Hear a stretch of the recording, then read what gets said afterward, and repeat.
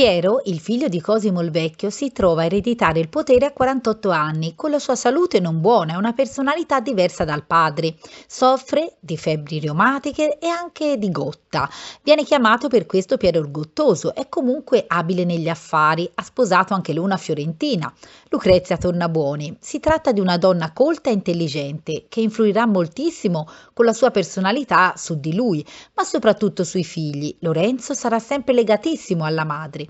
Piero e Lucrezia hanno 5 figli, quindi oltre a Lorenzo ci sono Giuliano, chiamato anche lui il Magnifico, Maria, Bianca e Lucrezia detta Nannina. Le ragazze sposeranno tutti uomini importanti. Nel suo breve periodo di governo Piero si trova ad affrontare molti problemi. Alla morte di Cosimo molte famiglie, come i Pitti, banchieri anche loro, cominciano a tramare contro di lui. Luca Pitti inizia per esempio a costruire il suo magnifico palazzo di Laddarno, che per rivalità doveva essere molto più grande di quello dei Medici in Via Larga. Fuori Firenze Piero deve affrontare la Repubblica di Venezia, dove i fiorentini, assistiti dai milanesi dello Sforza, vincono. Per Piero è un successo, ma morirà poco dopo, nel 1469. Viene sepolto nella sacrestia vecchia, nel bellissimo monumento sepolcrale commissionato al Verrocchio dai giovani Lorenzo e Giuliano, i nuovi eredi del potere in città. Il mecenatismo di Piero è quello legato al tempietto per il tabernacolo del Crocifisso di San Miniato e quello della Santissima Annunziata, entrambi opere dell'architetto Michelozzo. Lorenzo eredita il potere invece a soli 20 anni e li continua e intensifica l'attività dei neoplatonici, dando spazio per esempio a Marsilio Ficino e accogliendo come fratelli proprio Agnolo Poliziano e Pico della Mirandola. Al Poliziano darà il compito di istruire proprio i figli, insieme a Luigi Pulci. Lorenzo sarà soprattutto un grande politico, un diplomatico, un amante delle arti, un poeta e incline ai piaceri della vita, alle feste, alle celebrazioni. Da questo momento considerate che l'attività bancaria dei Medici, costruita sulla grande fortuna che abbiamo visto di Giovanni di Bicci, passerà però in secondo piano, tanto che alcune filiali estere della banca di famiglia falliranno, mentre è proprio con Lorenzo che si consacra il potere medicio sul piano strettamente politico. Lorenzo sposa per la prima volta una donna non fiorentina, la romana Clarice Orsini. È una scelta mirata, in questo modo non offenderà né favorirà nessuna famiglia cittadina in particolare e il legame garantirà un rapporto anche con il papato. Clarice è scelta dalla madre, Lucrezia Tornabuoni, che si reca a Roma per trovare la ragazza giusta per Lorenzo. Per il matrimonio nel 1469 si tiene un grande torneo in cui Lorenzo è protagonista in piazza Santa Croce, la giostra di Lorenzo cantata anche dal Pulci, danze, feste, banchetti per tutti durano ben 3 giorni. Avranno diversi figli, Piero, Giuliano, Giovanni, più 4 femmine e adotteranno anche Giulio, il figlio naturale di Giuliano. Lorenzo si concede molti svaghi amorosi e soprattutto avrà sempre un'amante storica a cui resterà fedele, è Lucrezia Donati, donna più affine ai suoi interessi. Lorenzo è il primo dei Medici che mostra ambizione politica. È intelligente e acuto, all'occorrenza sa anche essere vendicativo. Giuliano è un bel ragazzo, dedito all'arte e molto amato dalla cittadinanza fiorentina, proprio per il suo carattere molto solare. Nel 1475 ha anche lui il suo torneo, che verrà cantato dal Poliziano, sempre in Santa Croce. Giuliano ama invece la genovese Simonetta Cattaneo, poi Vespucci, ritenuta la donna più bella del Rinascimento, andata in moglie proprio al fiorentino Marco Vespucci. È la modella di molte opere di Botticelli, il quale trova alla corte dei giovani Medici e dei cugini del ramo popolano il giusto spazio e la committenza per esprimere proprio la sua arte.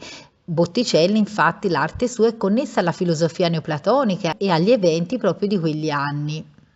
Sono questi gli anni più spensierati per la Firenze della corte dei Medici, dove l'arte, la cultura, la celebrazione delle feste sono all'ordine del giorno e i giovani rampolli medici sono visti come principi di una città che li ama veramente e che conosce una libertà e una magnificenza straordinarie mai viste prima. Ma non tutti a Firenze adorano però questi giovani fratelli Medici. La loro popolarità, il loro accentramento di potere infastidisce sicuramente sicuramente alcune delle famiglie potenti fiorentine, che sono scontente e tramano nell'ombra. Tra queste ci sono i pazzi, che sono anche imparentati con i Medici, da quando Bianca, la sorella di Lorenzo, ha sposato proprio Guglielmo dei Pazzi. Il pontefice in questo periodo storico è Sisto IV Francesco della Rovere, un papa con una fama non troppo lusinghiera. È proprio attraverso uno dei suoi nipoti, Girolamo Riario, che il pontefice decide di dare corpo alle mire espansionistiche sulla Toscana dei Medici e di ridimensionare il loro potere. Riario infatti contatta alcuni esponenti dei Pazzi e si uniscono appunto allo scopo di eliminare fisicamente i due fratelli Medici, Lorenzo e Giuliano, proprio durante la messa di Pasqua la mattina del 26 aprile del 1478, in mezzo alla folla, proprio durante la consacrazione dell'ostia, quando tutti sono inginocchiati, avviene la famosa congiura. Giuliano è il primo a cadere, muore quasi subito perché colpito alla testa. Lorenzo viene colpito, si pensa, da due sicari religiosi e viene preso però solo di striscio al collo. Viene difeso dagli amici prontamente, in particolare da Francesco Nori, che gli fa da scudo con il suo corpo e che oggi appunto è sepolto in Santa Croce perché morirà. Agnolo Poliziano è tra coloro che portano via Lorenzo e si rifugiano con lui nella sacrestia delle messe. Nel frattempo in chiesa è successo il finimondo.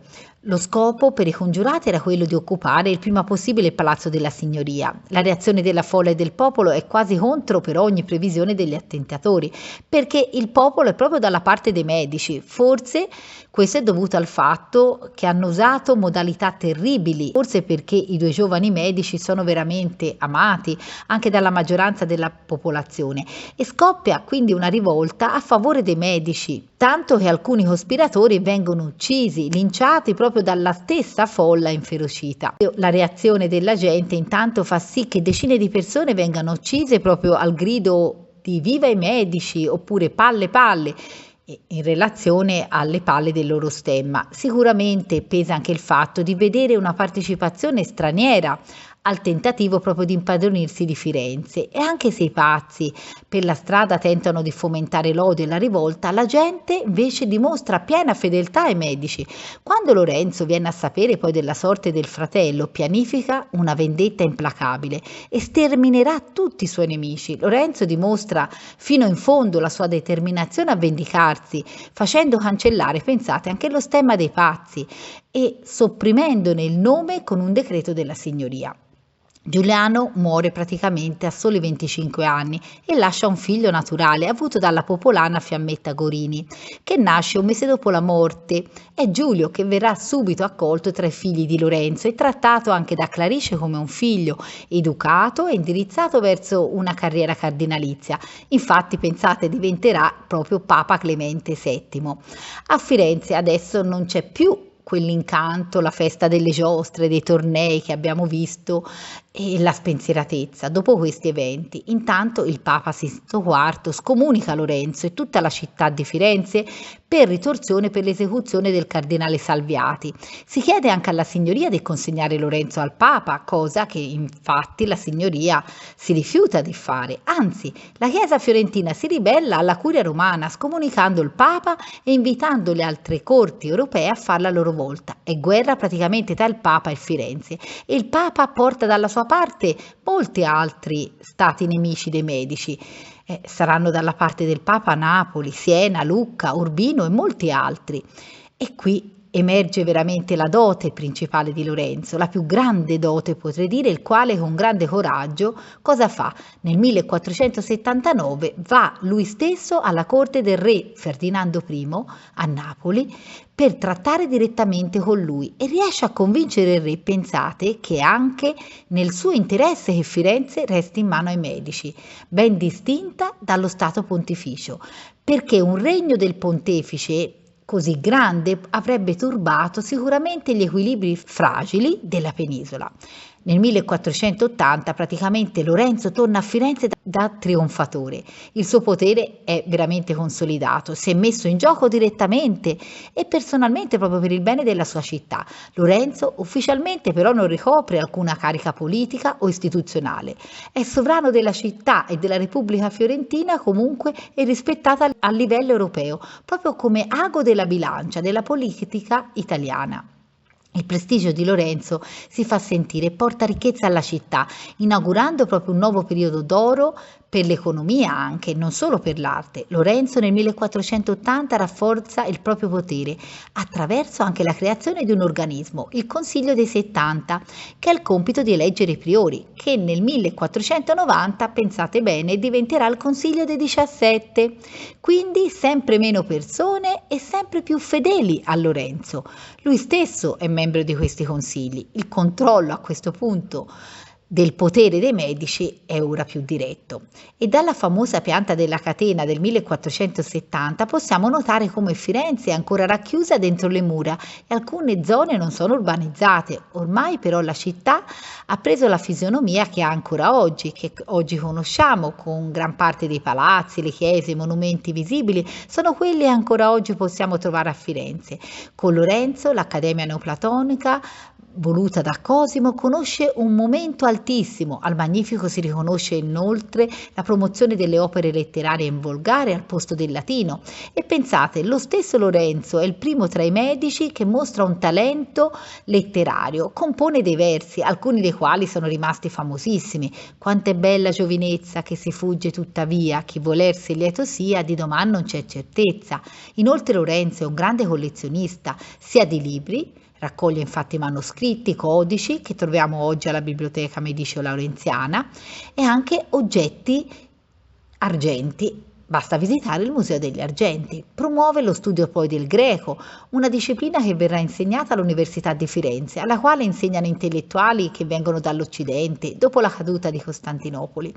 Fa aprire addirittura in San Marco un giardino, la scuola di scultura che viene diretta dall'anziano scultore Bertoldo Di Giovanni. Pensate, a questa scuola si forma anche il giovanissimo Michelangelo. Michelangelo è nato nel 1475 e frequenta questo giardino che si trovava dove è l'odierna Piazza San Marco, insieme a altri scultori e impara l'arte della scultura dal vivo, copiando anche da statue antiche originali, che sono quelle collezionate logicamente da Lorenzo. Michelangelo arriverà a essere accolto a Palazzo Medici, proprio come un figlio, e resterà a palazzo fino al 1494. Negli anni Lorenzo si gode praticamente in questi anni la pace conquistata con la sua diplomazia.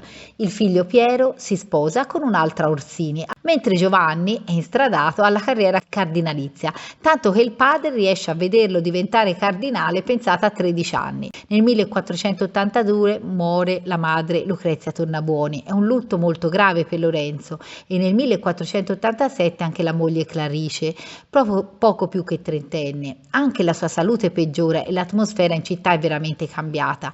Uno dei principali responsabili di questo cambiamento, sapete chi è? È il frate domenicano di origine ferrarese Girolamo Savonarola.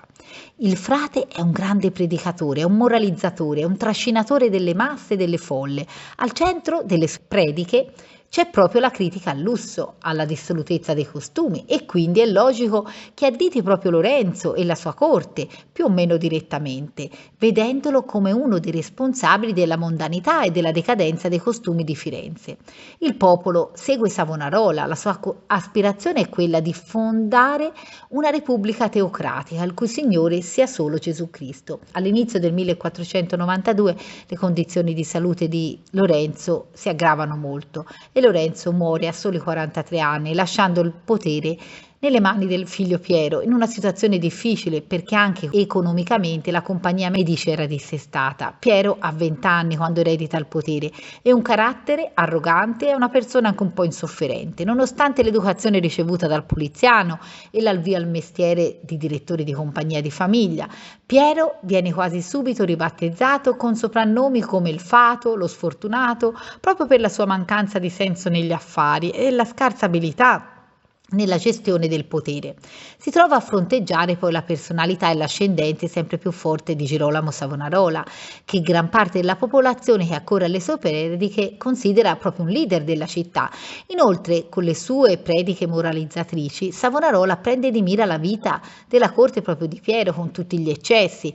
Piero però non ha il carisma per contrapporsi, così il frate acquista sempre più potere in città. Nel frattempo, nel 1492, è diventato papa Alessandro VI, Rodrigo Borgia, un papa che fa subito discutere, è un papa corrotto, dissoluto, ha anche i figli e se ne vanta. Ce n'è abbastanza perché Savonarola lo additi come immorale e indirizzi tutte le prediche contro la Chiesa di Roma corrotta. Intanto tutti gli eterni scontenti del potere mediceo intravedono proprio nel Savonarola e nel suo ascendente sulle masse un antidoto alla signoria subdola dei Medici e aspettano un'occasione giusta per far scoppiare una rivolta antimedicia in città.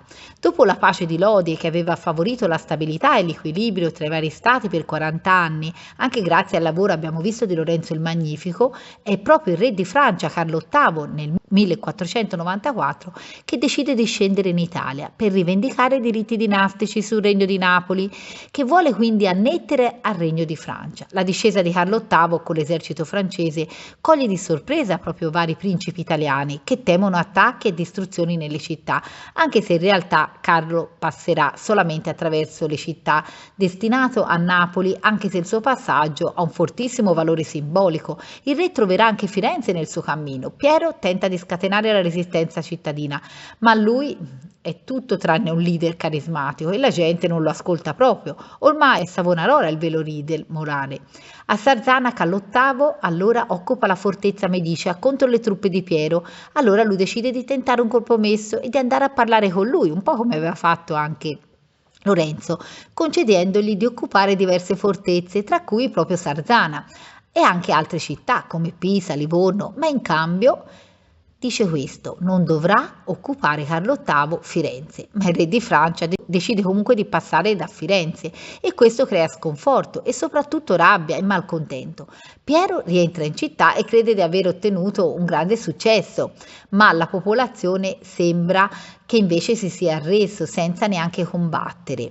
Vigliaccamente quindi. Piero, per la prima volta nella storia della sua famiglia, si è preso poi un incarico ufficiale di sua iniziativa, andando a parlare con il re come se davvero fosse lui l'autorità ufficiale cittadina. Accusata quindi di tradimento, la famiglia dei Medici viene cacciata dalla città, dai priori della signoria. Pare che persino il ramo cadetto, con Lorenzo e Giovanni di Pierfrancesco, partecipe alla cacciata. Piero è costretto a fuggire con i fratelli e il cugino. La mattina dopo la fuga, il palazzo di Via Larga è saccheggiato, senza ritegno. È qui che la statua di Giuditto e Loverne di Donatello viene asportata dalla fontana nel palazzo per essere messa simbolicamente in Piazza della Signoria. E così pure il Davide, sempre di Donatello, portato via dal cortile e sistemato in quello di Palazzo Vecchio. Anche la biblioteca di famiglia deve chiudere. Giovanni la porterà a Roma.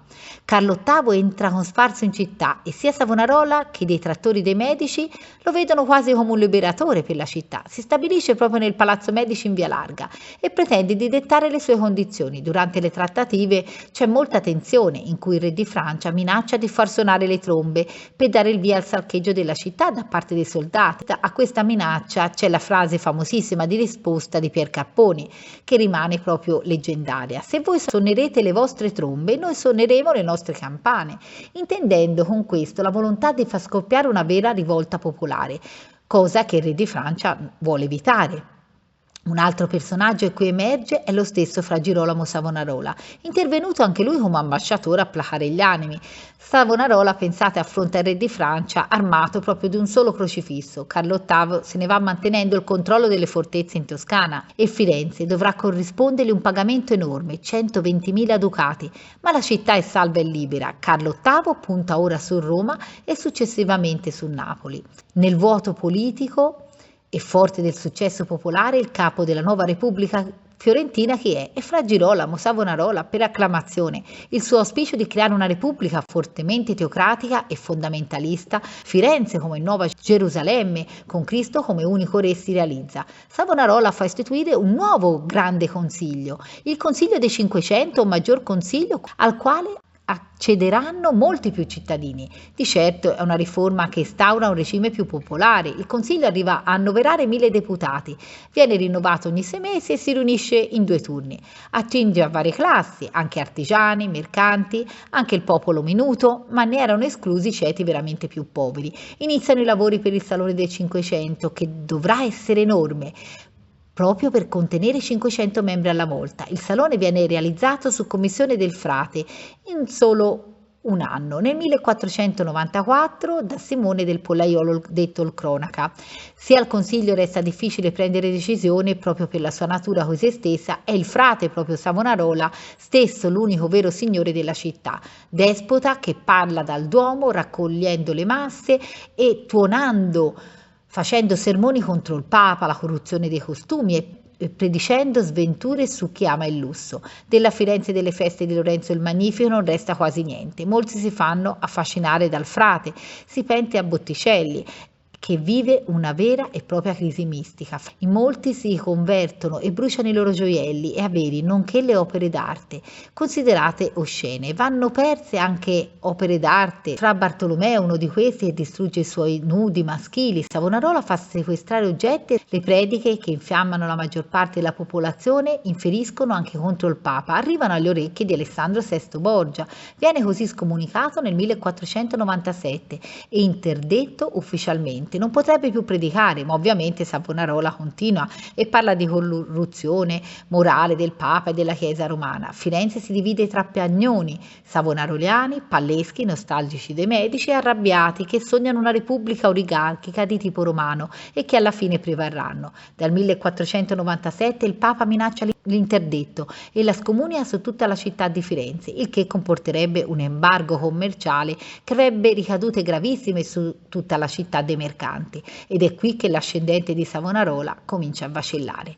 È proprio la minaccia dell'embargo che convince anche la signoria di Firenze a prendere provvedimenti contro il Savonarola, ordinandole l'arresto. L'accusa è quella di eresia. Savonarola è portata al Palazzo Vecchio con fra Domenico Bonvicino e fra Silvestro Maruffi. Sono rinchiusi nell'alberghetto nella torre di Alnorfo, sottoposti a interrogatorio e tortura, nell'attesa che giungano da Roma gli emissari del Papa che li giudicheranno. Verranno condannate a morte per eresia. L'esecuzione è stabilita il 23 maggio del 1498. Come si vede nel dipinto conservato a San Marco davanti a Palazzo Vecchio, c'è un doppio tribunale che li giudica, il tribunale degli 8, cittadino, civile, e quello pontificio religioso. I frati vengono degradati, tagliata la veste domenicana e quindi non sono più religiosi. Il Papa li condanna, ma gli concede anche l'indulgenza plenaria, una sorta di favore.